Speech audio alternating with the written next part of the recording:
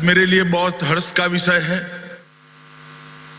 कि जिस भूमि से पूरे देश में स्वराज का नाद बुलंद किया था छत्रपति शिवाजी महाराज ने और हिंदवी स्वराज की स्थापना की, वो पवित्र भूमि पर आज मैं आप लोगों के सामने उपस्थित हूं।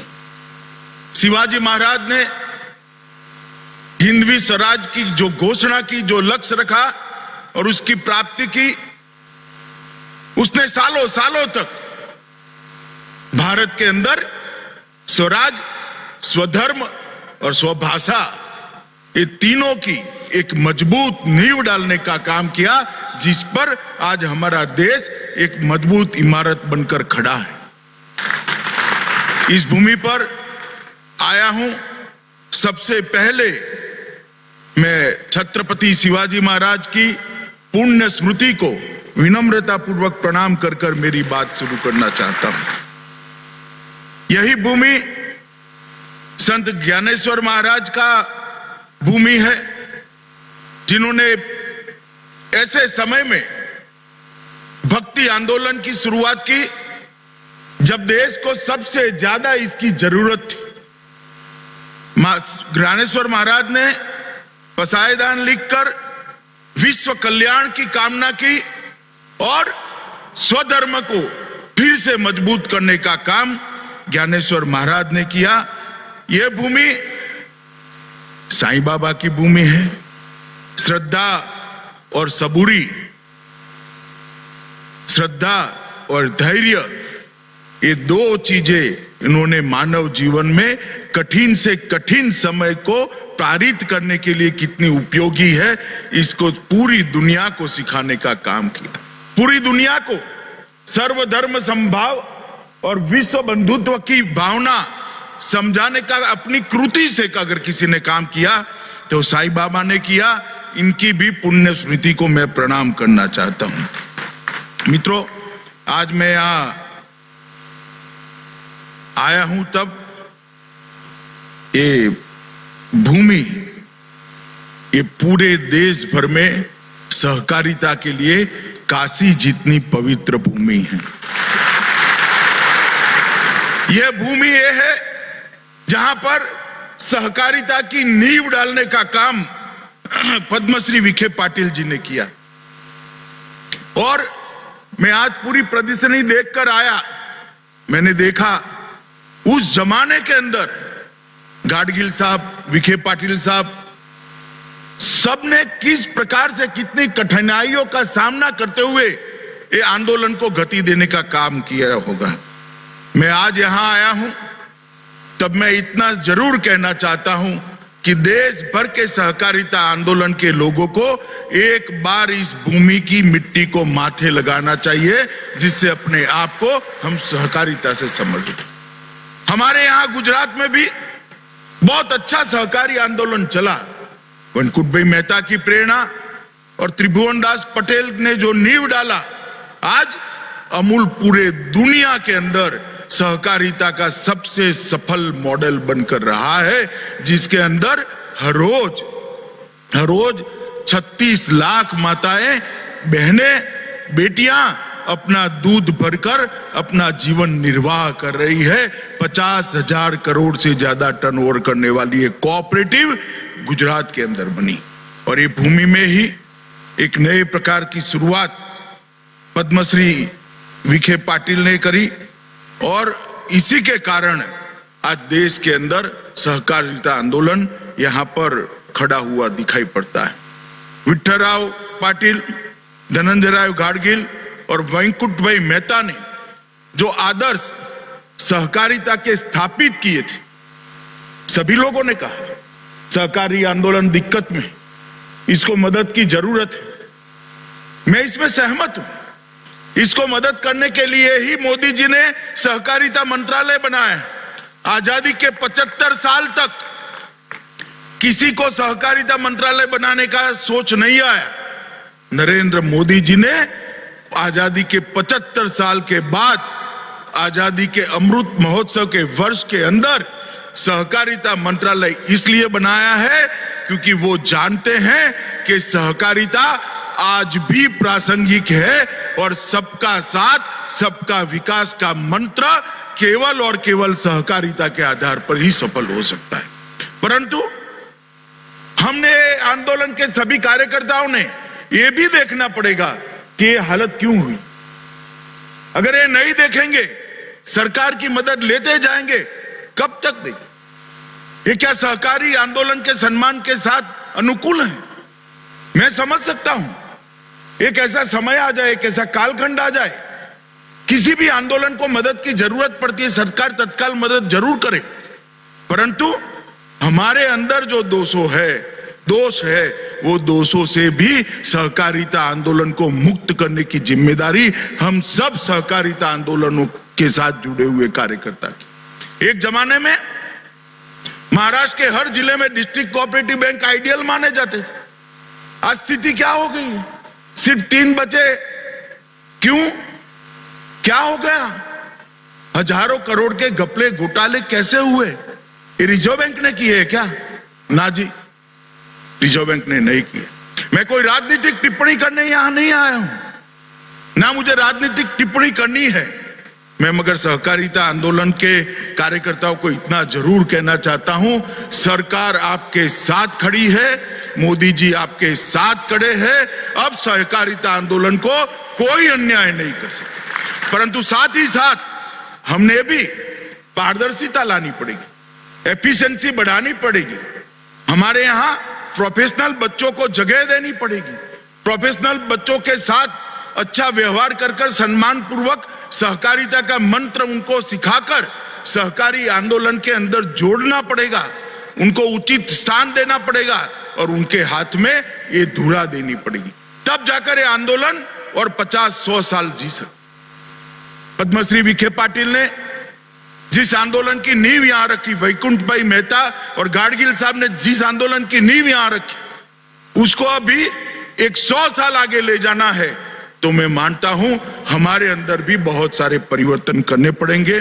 खैर, यह मौका नहीं है कटु बात करने का, मगर मैं इतना निश्चित कहता हूं, नरेंद्र मोदी सरकार की ओर से सहकारिता को जो भी मदद चाहिए, इसके लिए नरेंद्र मोदी सरकार 24 घंटे 365 दिन तैयार है और हम इस आंदोलन को आगे बढ़ता हुआ देखना चाहते हैं।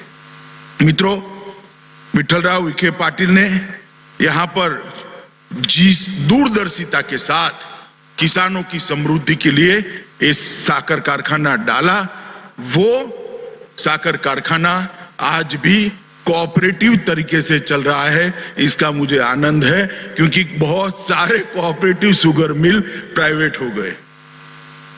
मुझे बहुत आनंद है कि कम से कम एक साकर कारखाना को बचा कर रखा है और अच्छे से चला रहे हैं। क्यों? एक प्रेरणा स्रोत हमारा अक्षुण्ण रह गया है। परंतु मित्रों, हमने इस स्थान पर आज जब हम सब इकट्ठा हुए हैं, तब महाराष्ट्र ने जो सहकारिता आंदोलन में योगदान दिया है उसको जरूर याद करना चाहिए। 1923 में लौनी में सहकारी क्रेडिट सोसाइटी बनी, उसके बाद सहकारी मिल बनी और ये प्रवरा क्षेत्र, ये पूरा, मैं फिर से एक बार कहना चाहता हूं, प्रवरा क्षेत्र सहकारिता आंदोलन के साथ जुड़े हुए हर व्यक्ति के लिए और सहकारिता आंदोलन के लिए सहकारिता की काशी है। इसमें हमारे मन में कोई शंका नहीं होनी चाहिए। और ये प्रवरा की शुगर फैक्ट्री ने ढेर सारी चीजें हमने हमारे सामने रखी है कि एक अच्छा प्रशासन अगर होता है तो सालों सालों तक कोऑपरेटिव कितने अच्छे तरीके से चल सकती। मित्रों, जब सहकारिता मंत्रालय की स्थापना हुई, काफी लोगों ने पूछा कि अब इसकी रिलेवेंसी क्या है, प्रासंगिकता क्या है, मोदी जी क्या कर रहे हैं, देश को कहां ले जा रहे हैं। मित्रों, मैं आज उन सबको जवाब देने के लिए आया हूं। हम जो चीनी मिल की बात कर रहे हैं, देश में कोऑपरेटिव चीनी मिल से चीनी का 31% उत्पादन सहकारी चीनी मिल करती है। वो आज देश में सबको मालूम नहीं। हम जो दूध खरीदते हैं, वो दूध का लगभग 20% उत्पादन कोऑपरेटिव क्षेत्र करता है। 13% गेहूं, 20% धान उसकी खरीदी कोऑपरेटिव करते हैं और 25% खाद का निर्माण, उत्पादन और वितरण दोनों कोऑपरेटिव के माध्यम से होता है। इफको और क्रिप्को एक ऐसी कोऑपरेटिव है जिसका स्टडी दुनिया भर में करते हैं। लिज्जत पापड़ एक ऐसी कोऑपरेटिव है जिसका स्टडी दुनिया भर के महिला संगठन करने के लिए आते हैं। हमारा अमूल एक ऐसा कोऑपरेटिव है जो 36 लाख बहनों को हर रोज सुबह शाम पैसा देने का काम करता है। ये सफलता है। कोऑपरेटिव का मूल मंत्र क्या है? कोऑपरेटिव का मूल मंत्र है कि एक बात सही है, हम में आर्थिक क्षमता इतनी नहीं है, आर्थिक क्षमता हमारी कम है, बहुत कम है शायद, उत्पाद करने के लिए, फैक्ट्री लगाने के लिए, फैक्ट्री चलाने के लिए, मार्केटिंग करने के लिए, मगर हमारी संख्या बहुत बड़ी है। आर्थिक क्षमता कम है, संख्या बहुत बड़ी है। कोऑपरेटिव के माध्यम से हम सब एकत्रित आ जाते हैं तो हमारी ताकत इतनी हो जाती है कि किसी के सामने भी लोहा लेने के लिए हम खड़े हो सकते हैं। और इसी मंत्र के आधार पर आज तक देश भर में कोऑपरेटिव चला है। मित्रों, जब से देश में नरेंद्र मोदी जी की सरकार बनी, चीनी मिलों की समस्याओं को बड़े ढंग से स्टडी किया गया और एक के बाद एक उसको सुलझाया गया। मैं कोई आगे की सरकारों पर टिप्पणी करना नहीं चाहता था, मगर मैं इतना जरूर कहना चाहता हूं कि रॉ शुगर पर इंपोर्ट ड्यूटी डालने का काम नरेंद्र मोदी जी ने किया था, क्योंकि रॉ शुगर पर इंपोर्ट करने में हमारे किसी मंत्री का कोई लेन देन नहीं था। शुगर के एक्सपोर्ट सब्सिडी देने का काम भारतीय जनता पार्टी की नरेंद्र मोदी सरकार ने किया और इथेनॉल का उपयोग, उसका ब्लेंडिंग बढ़ाकर चीनी मिलों को आगे बढ़ाने का काम, इथेनॉल के दाम में भी बढ़ोतरी करने का काम भारतीय जनता पार्टी की नरेंद्र मोदी सरकार है। मगर इसके पहले ही काफी सारी चीनी मिलें आर्थिक रूप से बदहाल हो गई थी। 4-5 साल ऐसे चले कि वहां तकलीफ खड़ी हो गई। तो इससे बाहर निकलने के लिए ट्राई पार्टी एग्रीमेंट पेट्रोलियम कंपनियों के साथ किया, एस्क्रो अकाउंट की व्यवस्था करी है और अब थोड़े ही समय में एस्क्रो अकाउंट की मान्यता क्रेडिट वर्दीनेस के लिए रिजर्व बैंक देने वाली है, जिससे साकर कारखानाओं का बहुत बड़ा आर्थिक संकट खत्म होने वाला है। मित्रों, लगभग महाराष्ट्र की सभी चीनी मिलों को एक नए नजरिए से देखने का काम हमारे राधाकृष्ण विखे पाटिल और देवेंद्र जी मेरे साथ सबको लेकर आए थे, हर्षवर्धन भी थे। हमने इसको डिटेल स्टडी किया है। मैं इतना ही कहना चाहता हूं कि हमारे संपूर्ण प्रयास रहेंगे कि शुगर मिलों को बैठा किया जाए, शुगर मिल चालू रहे और कोऑपरेटिव शुगर मिल एक भी प्राइवेट में परिवर्तन करने का नौबत ना आए, इसके लिए भारत सरकार संपूर्ण प्रयास करेंगे। परंतु राजनीतिक आधार पर जो शुगर मिल के संचालक, जो शुगर मिल का मैनेजमेंट राजनीतिक विचारधारा के दृष्टि से हमारे साथ नहीं है, उसकी राज्य सरकार की गारंटी न देना वो कितना उचित है। मैं यहां आया, ढेर सारे लोगों के फोन हैं कि अब क्या करोगे आप महाराष्ट्र में। मैं सहकार मंत्री बना, बहुत सारे सवाल उठाए। मैं सहकार में कुछ तोड़ने नहीं आया हूं, जोड़ने आया हूं। मगर राज्य सरकार भी राजनीति से ऊपर उठकर कोऑपरेटिव को देखना शुरू करे, इतना मैं जरूर कह सकता हूं। कोऑपरेटिव का संचालक मंडल कौन है, किस पार्टी से, इसके आधार पर उसको फाइनेंस होगा क्या? क्यों आज हमें सुनवाई करनी पड़ रही है दिल्ली में? राज्य सरकार के, राज्य के स्तर पर चीनी मिलों के मसले क्यों हल नहीं होते? कुछ के तो हो जाते हैं, कुछ के नहीं करते हैं। मैं सभी को कहना चाहता हूं कि मुझे सलाह देने की जगह अपने गिरेबान में झांक कर देखिए। आपको सबसे पहले जरूरत है राजनीतिक दृष्टिकोण से ऊपर उठने की और सहकारिता आंदोलन को मदद करने की। मित्रों, ये पक्षपातपूर्ण रवैया जो हो रहा है, इसमें मैं इतना ही कहना चाहता हूं, मैं मुख्य प्रेक्षक बनकर बैठ नहीं सकता, मेरी जिम्मेदारी है और इसको मैं इसीलिए आज पहले बहुत अच्छे तरीके से कहने आया हूं कि भाई हम सब ने इससे ऊपर उठकर सोचना चाहिए। मैं ये भी विश्वास देता हूं कि मेरे सामने भी जो मसला आएगा वो सहकारिता का यूनिट कौन चलाया है वो कोई नहीं देखे, कैसा चल रहा है वो जरूर देखेंगे, कौन चला रहा है वो नहीं देखेंगे। और राज्य सरकार ने भी इसी तरह से आगे बढ़ना चाहिए। मित्रों, यहां अनस्कर साहब बैठे हैं, मैं आपको विश्वास दिलाता हूं विद्याधर जी कि आपने जिस स्पिरिट से बात करी है इससे भी ज्यादा सोचकर हम बैंकों को बचाने के लिए जो बन पड़ेगा वो सभी करेंगे। और मैं इतना आश्वासन देना चाहता हूं, कोई नई कमेटी नहीं बनाएंगे। बहुत सारी कमेटियां बन गई, बहुत सारे रिपोर्ट भी आ गए, रिपोर्ट रद्दी में भी चले गए, किसी रिपोर्ट का इंप्लीमेंटेशन नहीं हुआ है। कोई कमेटी की जरूरत नहीं है। आप जैसे विद्वानों के साथ बैठकर हम समस्या को समझेंगे और उसका रास्ता भी निकालेंगे और आगे भी ले जाएंगे। मित्रों, कोऑपरेटिव चाहे फाइनेंस के क्षेत्र में हो, चीनी मिल के क्षेत्र में हो, दूध के क्षेत्र में हो, उर्वरक के खाद के क्षेत्र में हो, चाहे वितरण के क्षेत्र में हो, चाहे मार्केटिंग के क्षेत्र में, आज के समय के अनुकूल उसको बनाना पड़ेगा। हमारी पद्धतियों को, हमारे एडमिनिस्ट्रेशन को मॉडर्नाइज करना पड़ेगा, कंप्यूटराइजेशन करना पड़ेगा। हमारे कर्मचारियों में प्रोफेशनल को सम्मानित जगह देनी पड़ेगी।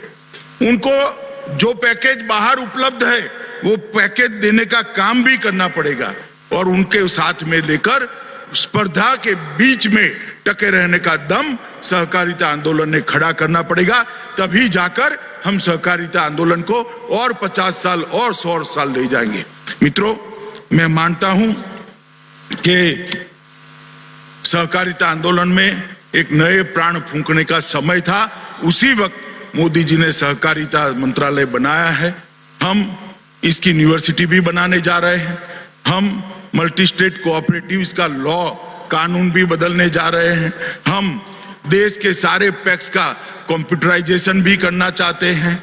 हम और क्षेत्र जो सहकारिता से आज नहीं जुड़े हैं इसको किस तरीके से जोड़ा जाए ऐसा भी, इसके लिए स्टडी करने के लिए भी एक कमिटी सचिवों की काम अभी कर रही है।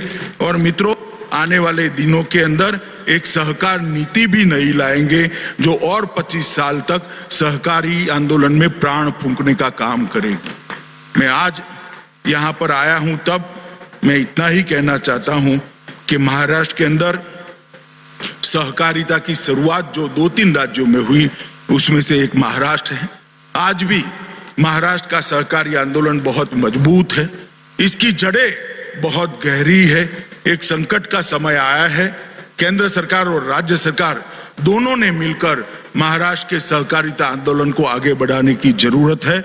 और मुझे पूरा भरोसा है कि हम इस संकट के समय में से बाहर निकलेंगे। और आज ऐसी जगह पे बात कर रहे हैं, पद्मश्री विठलराव विखे पाटिल का मूल स्थान जहां पर पहली शुगर मिल बनी थी, कोऑपरेटिव शुगर मिल बनी थी, उस पुण्य स्मृति के स्थान पर हम बात कर रहे हैं। जरूर ईश्वर भी हमारी सहायता करेगा, इसका मुझे विश्वास है। आज मैं राधा कृष्ण विखे पाटिल जी का बहुत बहुत धन्यवाद करना चाहता हूं कि ये परिषद को उन्होंने बुलाया, आपसे मिलने का मुझे मौका दिया और इस स्थान को, पवित्र स्थान पर इस सहकारी सम्मेलन कर उन्होंने एक प्राण फूंकने का महाराष्ट्र के सहकारिता आंदोलन में काम किया है। मैं फिर से एक बार मोदी जी से की ओर से आप सभी को विश्वास दिलाता हूं कि मोदी जी के नेतृत्व में भारत सरकार सहकारिता आंदोलन को मजबूत करने के लिए कोई कमी नहीं छोड़ेगी।